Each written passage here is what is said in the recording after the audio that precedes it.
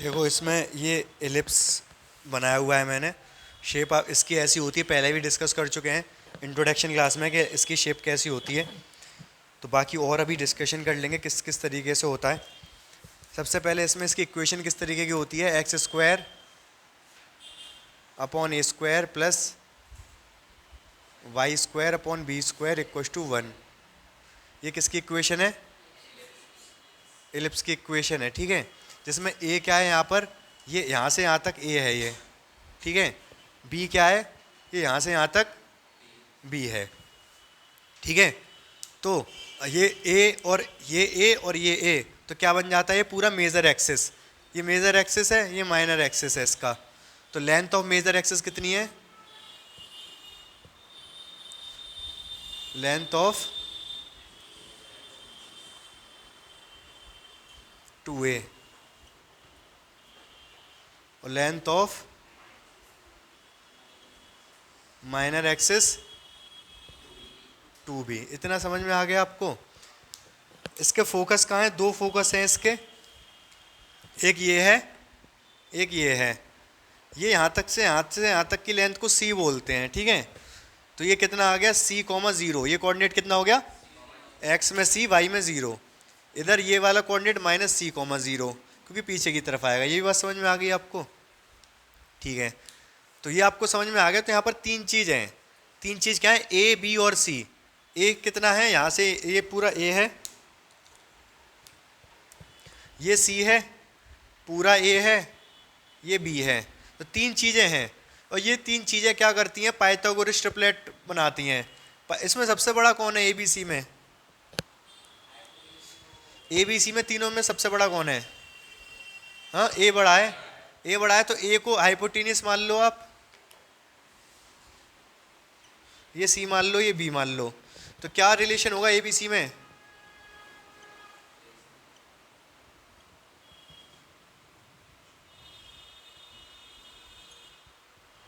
A, B and C।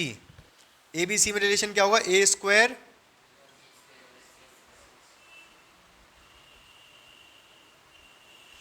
ठीक है। तो ये रिलेशन होगा इसमें, ठीक है। A स्क्वायर बराबर B square plus C square, ये ध्यान रखना आप। इसके अलावा एक चीज और समझनी है आपको, एसेंट्रिसिटी। ये क्या चीज होती है एसेंट्रिसिटी, मैं बताता हूं अभी। इसको डिनोट करते हैं हम किससे, E से, और जो होती है C अपॉन A, ठीक है। E की वैल्यू क्या होती है, C अपॉन A। आप मुझे बता सकते हो E की वैल्यू एलिप्स के लिए 1 से कम होगी या कैसी होगी,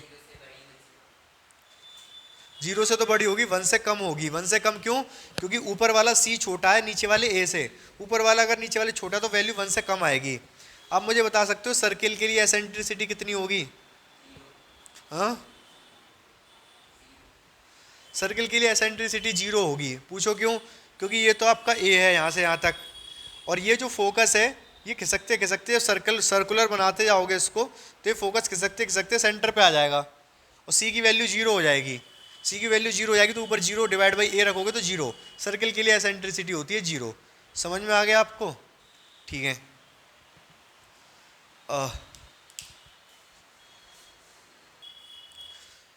एक चीज़ और समझनी है, एक टर्म और समझना है आपको इसमें, लेटस रेक्टम।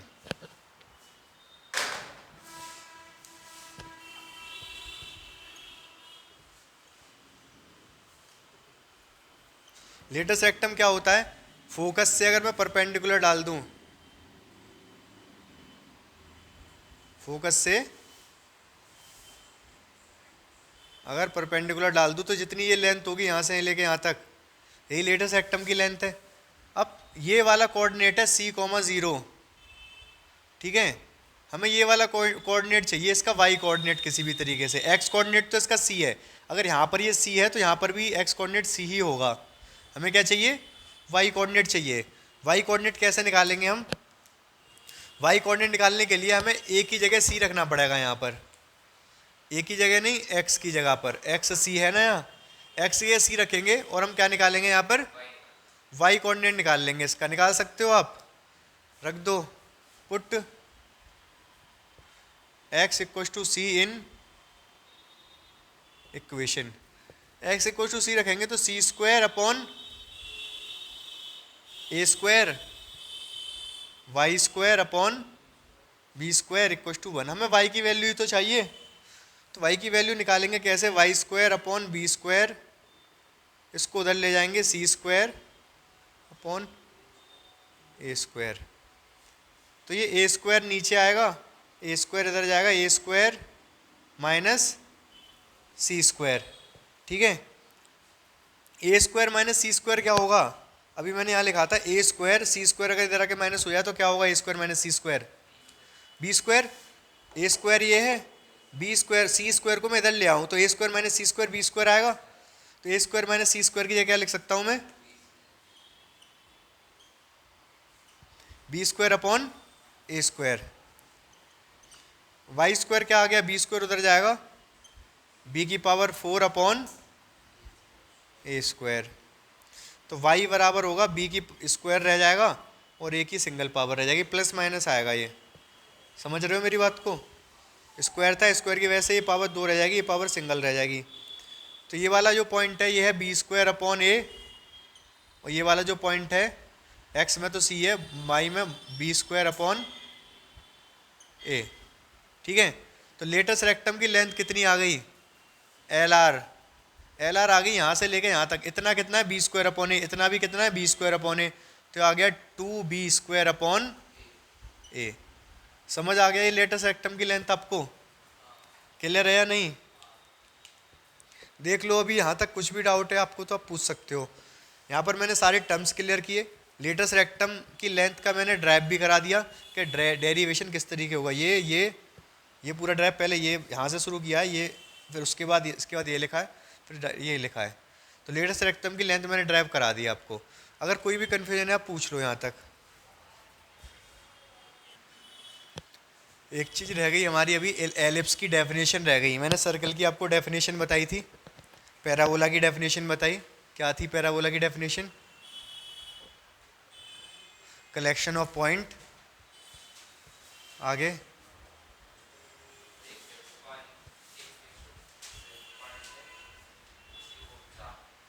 वो सर्कल की बता रहे हो आप, पैराबोला की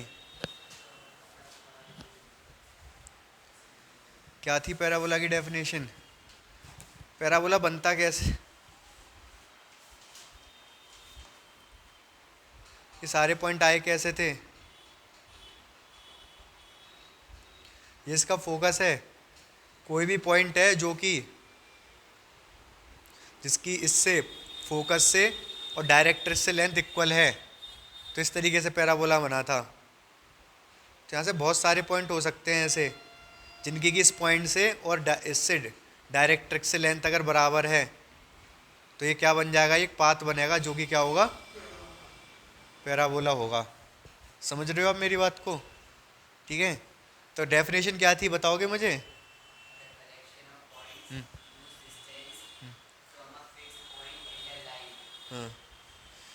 a fixed point and a line is same is called parabola. ऐसी अब इलिप्स है, इलिप्स में क्या खास होगा,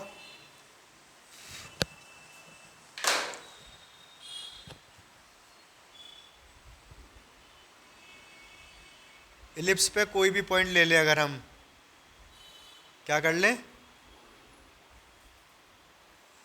कोई भी पॉइंट ले लें यहाँ पर, और दोनों फोकस से क्या करें, इसकी डिस्टेंस देखें, यहाँ से यहाँ तक डिस्टेंस और यहाँ से यहाँ तक की distance.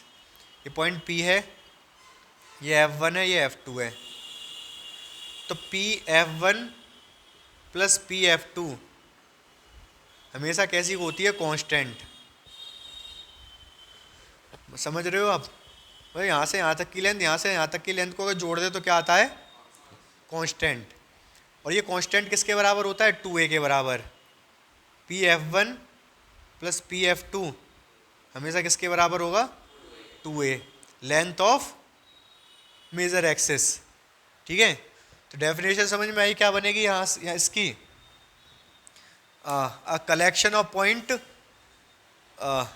Whose distance, whose sum of distance of, दोबारा से बोलता हूँ, a collection of point collection of point whose distance from 2 points and their sum is always a constant, then it make a ellipse. समझ में आया? या फिर collection of point sum of whose distance from 2 fixed point is always a constant. नहीं आ रही बात समझ? मतलब यही है कि कोई अगर पॉइंट है, कोई बहुत सारे जितने भी पॉइंट है, कलेक्शन ऑफ पॉइंट मतलब जितने भी पॉइंट है, उसका सम दोनों पॉइंट से, उसकी लेंथ का सम दोनों पॉइंट से कैसा आएगा? कांस्टेंट आएगा, तो वो एलिप्स बनाता है। समझ रहे हो मेरी बात को? तो अगर हम इसको देखें कितना है और इसको देखें कितना है, तो इन दोनों को जोड़ेंगे तो 2a के बराबर ही आएगा।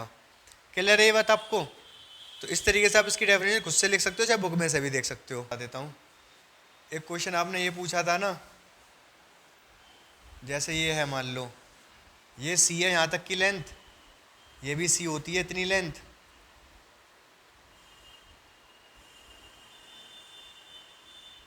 और ये वाली लेंथ भी है, तो ये कितना होगा? ये कितना होगा बताओगे आप मुझे? ये होगा square root of c square plus b square. Right angle triangle है ना ये सी है, ये बी है, तो ये कितना होगा? सेम यहाँ पर भी ये सी है, ये बी है, तो कितना होगा? स्क्वायर रूट ऑफ, अगर मैं इसको जोड़ूं और इसको जोड़ूं तो कितना आएगा? ये 2b square plus C square. जबकि हमें पता है कि कोई भी अगर पॉइंट है, ये पॉइंट इसी इलिप्स पे है ना, इसकी दोनों पॉइंट से डिस्टेंस का सम कितना आएगा? इसको और इसको जोड़ के 2a। अभी डेफिनेशन यही बताई मैंने, 2 से 2 कट गया, दोनों तरफ स्क्वायर करोगे तो b square c square equal to a square. यही रिलेशन बताया था मैंने ए बी और सी में। क्वेश्चन अब देखते हो, सारे क्वेश्चन आप कर लोगे, क्वेश्चन बचेगा क्योंकि क्वेश्चन बहुत ज़्यादा आसान है, तो कोई सा क्वेश्चन ऐसा नहीं होगा जो आपको मुश्किल लगे, तो आप 1-2 क्वेश्चन पूछ लो बस। तो ये क्वेश्चन दे रखा है, ध्यान से समझना इसको। 144 तो पहले मैं नीचे लेके आऊँगा, 144 नीचे आ गया,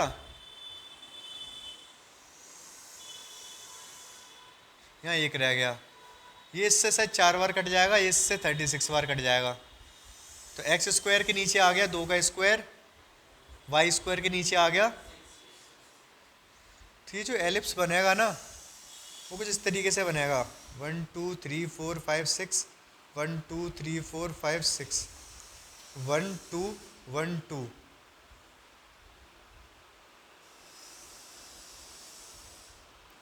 ये एलिप्स बनेगा इस तरीके से, वाई पे बनेगा क्योंकि वाई के नीचे ज़्यादा है। ठीक है, क्या क्या पूछ रहा है इसमें बताओगे? Length of major axis 12, length of minor axis 4, major axis 6 का 2 गुना 12, minor axis, length of major axis है कौन सा इसका? एक्स एक्सिस है वाई एक्सिस? इसका मेजर जो एक्सिस है वो कौन सा है? एक्स है या वाई है? वाई इसका मेजर है और एक्स इसका माइनर है। तो लेंथ ऑफ मेजर एक्सिस 12 और ये 4, 6 का 2 गुना 12 इसका। आगे और क्या पूछ रहा है? हाँ, एसेंट्रिसिटी। एसेंट्रिसिटी क्या होता है? सी अपॉन ए। सी कितना है इसका? फोकस निकालना पड़ेगा हमको। फोकस कैसे निकालोगे?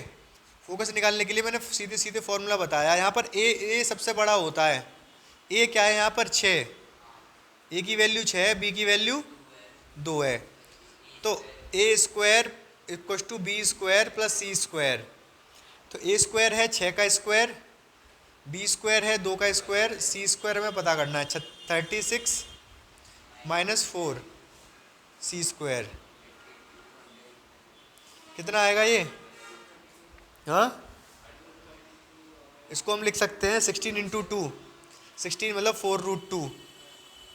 सी की वैल्यू आएगी 4√2, क्योंकि 16 इंटू 2 है ये, 16 का तो 4 हो जाएगा, 2 का √2 हो जाएगा। तो एसेंट्रिसिटी कितनी होगी? 4√2 डिवाइडेड बाई ए कितना है? 6।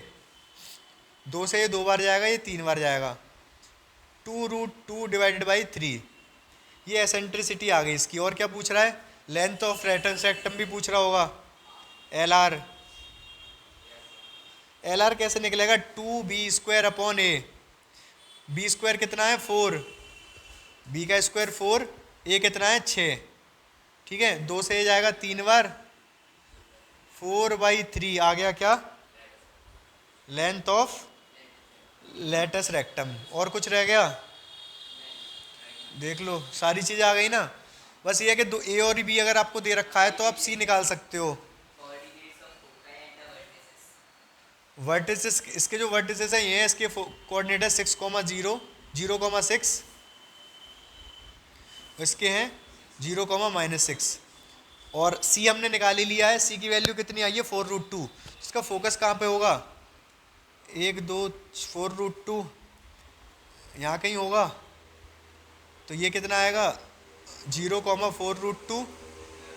एक ये फोकस होगा, एक यहाँ फोकस होगा 0,-4√2। सी तो होता है फोकस, तो सी की वैल्यू तो हमने निकाल ली ना ये इस वाले फॉर्मूले से। ए बी दे रखी थी तो सी इससे निकाल लिया, ठीक है। आसान है, बिल्कुल मुश्किल नहीं है। ई तो निकाल ही लिया हमने, एल आर भी निकल आया। और भी कुछ पूछ रहा है, क्लियर है पूरा? आप बताओ, श्योर है, क्लियर है, कर लोगे? एक क्वेश्चन खुद से करके दिखा दो मुझे जल्दी से। हाँ, ये फॉर्मूला ये अभी बताया मैंने, length of latus rectum 2b²/a। हाँ, यूनिट इसकी वही होगी जो इनकी यूनिट है। अगर यूनिट लिखा है तो यूनिट सी लिख दोगे बस, ठीक है। यूनिट सी लिख दोगे, केवल लेंथ है ना ये, तो यूनिट्स। अब ये मान लो ये जो पैराबोला कभी ऐसा हो एलिप्स बन जाए और वहाँ पर कुछ मीटर मीटर में दे रखा हो तो मीटर में आ जाएगा। यहाँ पर तो केवल वही चल रहा है ना क्वाड्रेजन सिस्टम वाला, तो यूनिट्स ही लिख देंगे केवल।